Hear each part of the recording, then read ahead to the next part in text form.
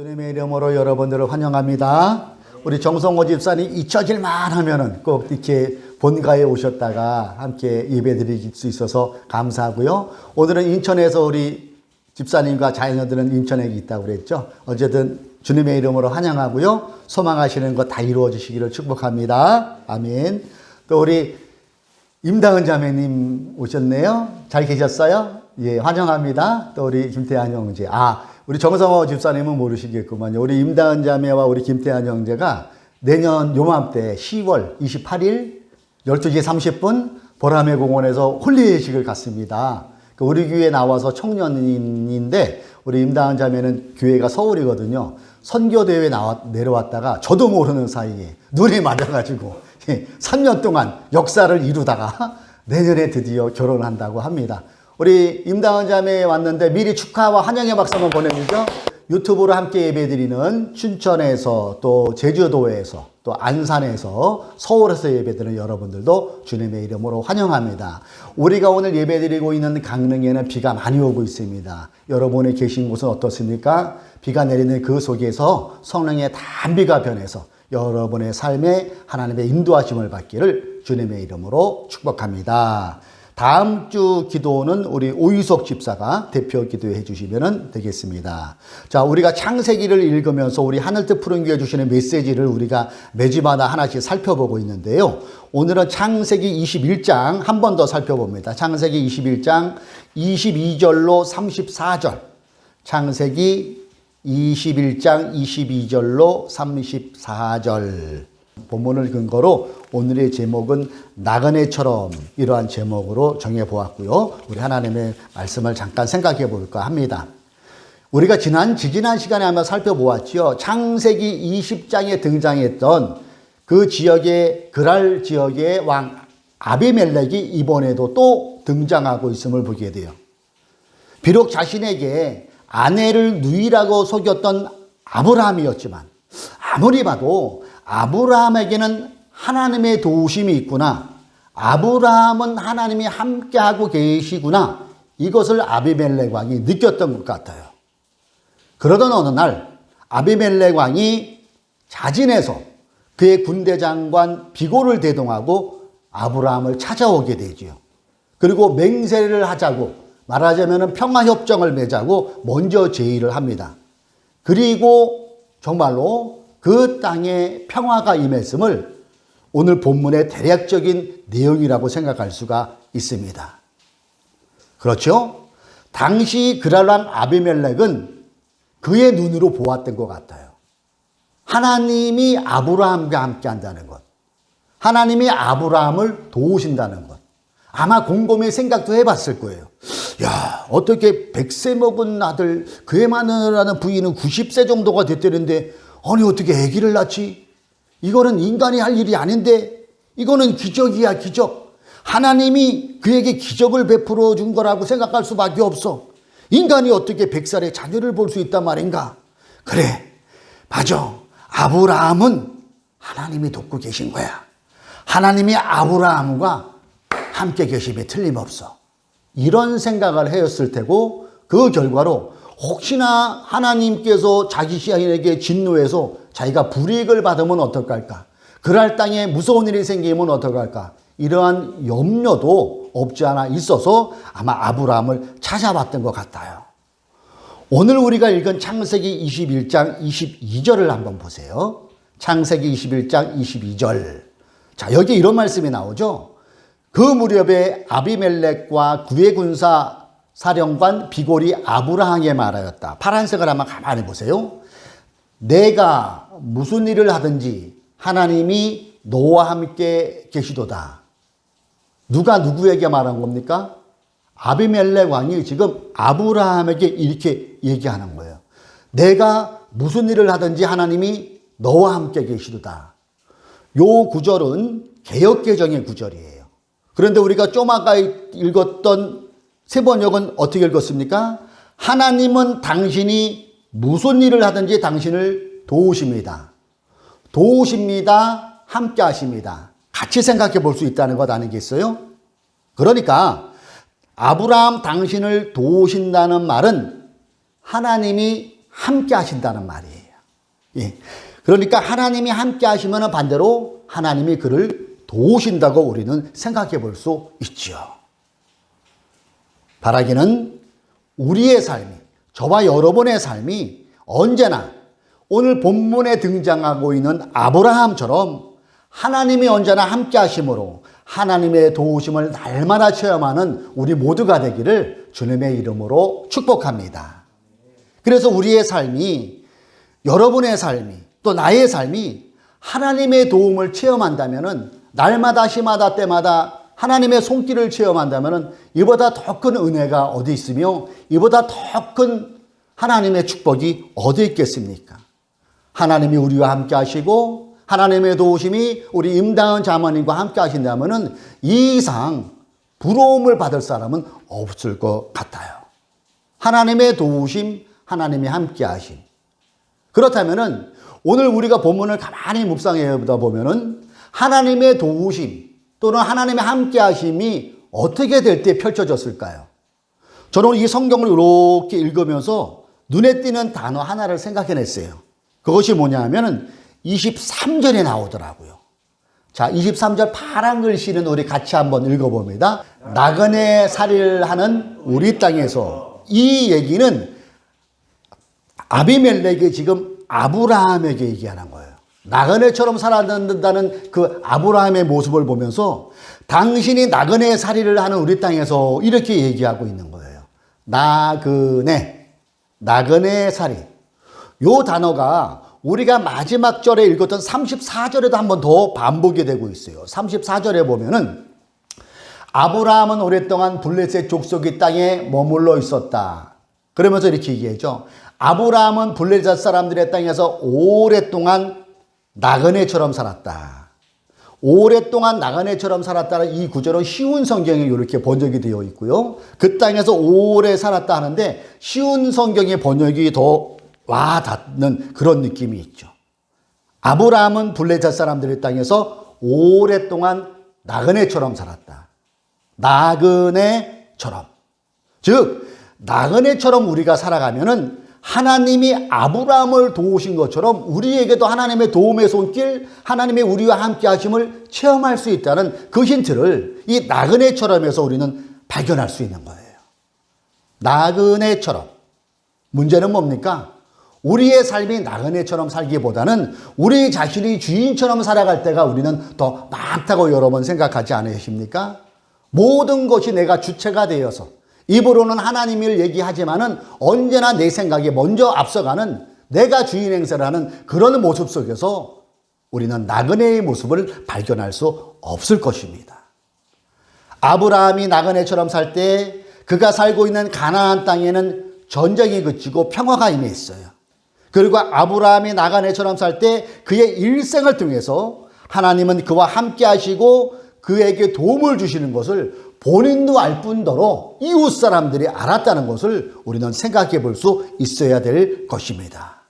그리고 우리의 삶 또한 이렇게 살아갈 때 내가 주인이 아닌 하나님 안에서 내가 나그네처럼 살아갈 때에 나도 모르는 사이에 그 속에서 하나님의 영광이 드러나고 나로 모르는 사이에 그 속에서 하나님의 도움의 손길, 하나님의 나와 함께 하심을 나도 알고 또 이웃도 알게 되고 더 나아가 하나님의 영광이 드러나는 그런 삶을 살아갈 수 있다는 것이지요. 그래요? 예수를 믿는 우리는 이 땅이 다가 아니라는 거예요. 늘 말씀드립니다.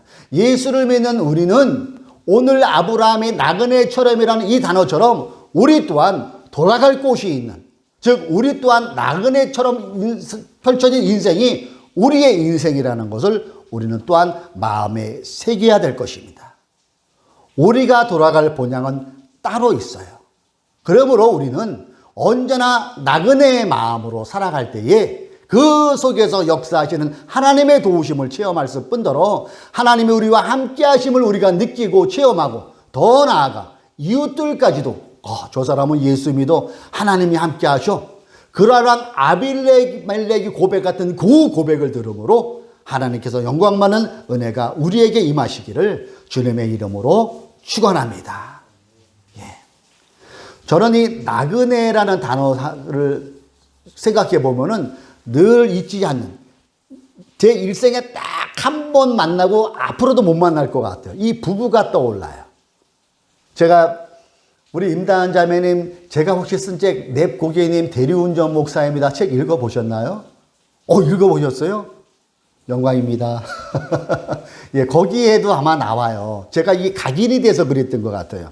제가 대리운전을 하는 어느 날인데 주말에 어느 날 여름이 가까워질 그때인데 결혼기념일을 맞아 중년 부부가 펜션을 예약해서 1박 2일로 이쪽에 오신 것 같아요. 이 강릉 쪽으로. 그래서 바닷가 횟집에서 이제 기본적인 술을 간단하게 한잔 하시고 펜션 숙소까지 제가 그분을 모실 기회가 있었어요. 어쨌든 이 대리운전을 하면 뒤에 분들 얘기가 다 들려요. 안 들을 수가 없잖아요. 그렇다고 귀 막고 갈 수도 없는 거고 쭉 가는데 이런 대화를 하는 거예요. 아내가 이런 얘기해요. 여보, 펜션에 쾌쾌한 냄새가 나. 짜증나네. 남편이 합니다. 그래봤자 하룻밤이야. 아내, 스마트폰에서 본 화면하고 숙소가 달라. 남편, 그래도 하루만 참아. 아내가 말합니다. 완전 바가지야. 그랬더니 남편이 소리를 버럭 지르면 아이 참, 내일이면 집에 가잖아. 이 대화를 나누면서 한 10분 거리에 그거를 이렇게 갔어요. 저는 그때 생각한 게 있어요. 여행객이나 나그네는 같은 맥락이죠. 예. 여행객은 한 곳에 머무르지 않아요. 그렇죠? 펜션이 마음에 든다고, 호텔이 마음에 든다고 해서 여기 너무 좋으네. 자기야, 여기 우리 벽지 새로 다 갖다 바르자. 우리 냉장고 더 좋은 거 갖다 바르자. 만약에 그런 사람이 있다면은 다은 자매 그 사람은 돌봐줄 사람일 거예요. 그렇죠? 아무리 펜션을 줘도 그렇게 얘기하는 사람 없어요. 오래 머물지 않지요. 또 한 가지가 뭐냐면은 여행객 또는 나그네는 이 소유에도 자유롭잖아요. 소유에도. 숙소에 비치된 최신형 냉장고, 55인치 최신형 LCD 벽걸이, 고급 에어컨 이런 것들이 아무리 멋있고 편하고 하더라도 좋네. 그 정도까지지 이거 가져가야지. 그러면서 뜯어가는 사람 없잖아요. 이게 여행객 또는 나그네의 공통점이더라고요. 또 한 가지는 단순해요. 숙소가 좀 불편하고 음식이 입에 안 맞아도 그럭저럭 넘어가요. 왜 그럴까요? 다음에 안 오면 돼. 그리고 요즘은 SNS에서 별표 하나만 주잖아요. 그리고 다 올리잖아. 자기 시간 주면서 인사 빠진다. 이 집 오지 마세요. 그리고 안 오면 되거든요. 그러니까 단순해요. 그것 때문에 스트레스 많이 안 받아요. 그때뿐이에요. 여러분, 강릉에서 대관령을 또 이렇게 우리는 서울로 가려면 우리 정집사님도 차를 가서 글로 가시잖아요. 이따가 가실 때 이렇게 한번 보세요. 한 7터널 그 전에 이렇게 올라가다 보면 RPM이 좀 더 올라가요. 특히 경차는 그렇더라고요. 그래서 왜 그런가 봤더니 착시 현상이더만요, 거기도. 거기가 원래 약간 언덕이래요. 근데 주변 산 때문에, 예. 그래서 거기에 RPM이 올라가는 언덕백인데 우리가 평지를 가는 그런 느낌으로 살아가는 거죠. 착시 현상. 그래요? 사단은 늘 우리에게 이렇게 착시 현상을 주는 거예요. 이 땅이 다인 것처럼. 나그네가 무슨 나그네야. 네가 주인으로 살아. 네가 주인으로 살아. 그러면서 마치 이 땅이 다인 것처럼 우리를 유혹하고 우리를 미혹한다는 사실이에요. 그러나 성경은 분명히 말씀합니다. 빌립보서 3장 20절에 우리의 시민권은 하늘에 있다고 사도 바울 선생은 분명히 빌립보서 3장 20절에 기록하고 있어요. 즉 우리가 있는 여기는 나그네라는 거예요. 나그네의 삶이지 우리가 주인의 삶이 아니라는 것을 우리는 마음에 새겨야 된다는 거예요. 여러분, 1절에 제가 우리 교우님들에게 대한 설명을 한번 예를 들은 적이 있어요. 이게 30cm 자라고 가정해 본다면은 여기서부터 여기까지. 근데 이게 영원이라고 생각해요. 영원. 끝이 없는 영원. 그러면 과연 지금까지 우리가 김태한 형제나 인다은 자매가 살아온 30여 명의 평생 30년을 한다면 어디쯤에 있을 것 같아요? 점 하나도 안 보일 거예요. 영원이면. 그렇죠? 점 하나도. 근데 우리는 영원을 사는 사람이잖아요. 예수 그리스도의 보혈을 말미암아 그분이 피 흘려 주심으로 우리가 예수를 믿음으로 우리에게는 영원이 있는 거예요. 영원을 소유한 사람이 이 시간 예배드리는 저와 여러분인 줄로 믿습니다. 그런데 자꾸 착각하는 거예요. 우리는 나그네에 불과한데 우리가 마치 이 세상에 계속 오래 영원토록 살 것처럼 착각을 일으키는 거예요. 착시 현상을 사단은 문화를 통해서, 우리가 가진 소유를 통해서, 우리가 가진 정적을 통해서, 우리가 가진 여러 가지를 통해서 자꾸 우리에게 착시 현상을 준다는 것을 우리는 잊어서는 안 해야 될 줄로 믿습니다. 그래서 우리의 오직 나침반은 이 성경이 되어야 될 이유가 여기에 있어요. 왜요? 이것은 진리이기 때문에. 그리고 제가 방금 전에 그 부부를 통해서 소개한 것처럼 나그네는 소유에서 자유로울 수 있어야 돼요. 그리고 나그네는 복잡하게 사는 게보다는 단순하게 살 수도 있어야 돼요. 바로 그럴 때 우리는 스트레스도 덜 받을 뿐더러 그 속에서 나그네처럼 살아가는 아브라함을 보면서 아비멜렉이 은혜를 받고 하나님의 함께 하심을 보여준 것처럼 우리의 그 삶을 통하여, 나그네처럼 살아가는 그 삶을 통하여 하나님이 드러날 수가 있고요. 아브라함을 도와주시는 그 하나님을 우리가 체험할 수가 있고요. 아브라함과 함께 하여 주신 그 하나님을 저와 여러분이 체험하는 은혜가 임한다는 사실을 믿으시기 바랍니다. 그래요. 우리의 인생은 이 영원이라는 30cm로 잡으면 점도 하나 못 찍을 부분에 어딘가에 우리는 살고 있어요. 그렇다면 어떻게 살아가야 될까요? 나그네처럼 살아가야 돼요. 그럴 때 소유에서 자유로울 수 있고, 더 나눠줄 수도 있고, 넉넉함이 우리 안에 들어올 수 있고, 이웃을 배려할 수 있는 것은 나그네처럼 살아갈 때, 이 땅이 다가 아니고 내가 돌아갈 본향이 있음을 알고 사는 사람일 때 가능한 것이라는 얘기예요. 사랑하는 교우 여러분, 벌써 2020년도가 얼마 안 남았네요. 한 달하고 약 보름 정도 남았습니다. 여러분, 2020년도를 시작할 때 나름대로 포부가 있었고 여러 가지 각오도 있었고 소망도 있었을 거예요. 이 시점에 나를 한번 돌아보세요. 내가 처음에는 2020년을 시작할 때 하나님의 뜻대로 살아간다고 했는데 나로 못 오르는 사이에 이생의 자랑, 안목의 정형, 그런 것이 계속해서 먼지가 들어오고 문화적으로, 경제적으로 여러 가지 젖어드는 사탄의 그 탐욕과 미혹을 통해서 우리가 내가 주인이 된 것처럼 그렇게 살아가고 있지 않습니까? 그렇다면 오늘 본문에서 그려지는 아브라함의 삶처럼 나그네처럼 나는 살아가고 있나를 한번 들여다보시기 바랍니다. 그리고 다시 한번 내 신앙을 점검하여서 이 말씀을 더욱더 중심으로 하여서 기왕이면보다 단순하게, 기왕이면보다 탐욕스럽지 않게 나그네처럼 살아가심으로 하나님께서 한 번 허락하신 이 땅의 삶을 도우시는 그 하나님, 나와 함께 하시는 하나님, 그것을 체험하면은 물론이거니와 도우시고 함께 하시는 그 하나님을 이웃이 그 눈으로 발견하게 되게 되므로 하나님께 영광 돌리는 그런 삶을 살아가시는 하늘 뜻 푸른 교회 모든 성도님 되시기를 주님의 이름으로 축원합니다. 그래서 오늘 설교 제목은 나그네처럼이었습니다. 기도하겠습니다.